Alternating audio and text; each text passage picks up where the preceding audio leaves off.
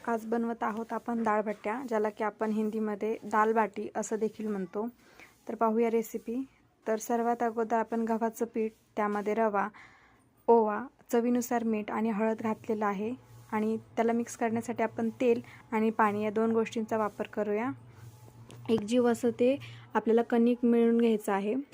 त्यानंतर ना आपण चपट्या आकाराचे एक असं बनवून आपण इडलीच्या भांड्यामध्ये ते उकडवून घेणार आहोत। तर आपण इडलीच्या भांड्यात ठेवलं आहे उकडण्यासाठी। आता आपले उकडून झाले आहेत, आपण याला आता काढून घेऊया। तसंच याला आपण आकार देऊया। आता असं कट करून घ्यायचं।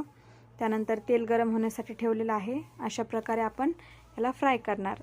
आता आपण डाळ बघूया। त्याच्या फोडणीसाठी आपल्याकडे टोमॅटो, कढीपत्ता, किसलेले खोबरं, लसूण, उभी चिरलेली मिरची आणि एक मसाला लागतो। आपण डाळीला फोडणी देऊया। त्यासाठी आपण मोहरी आणि जिरे टाकूया।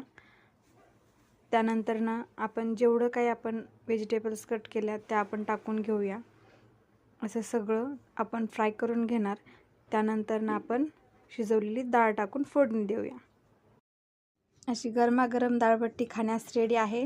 रेसिपी आवडली असेल तर नक्की ट्राय करा।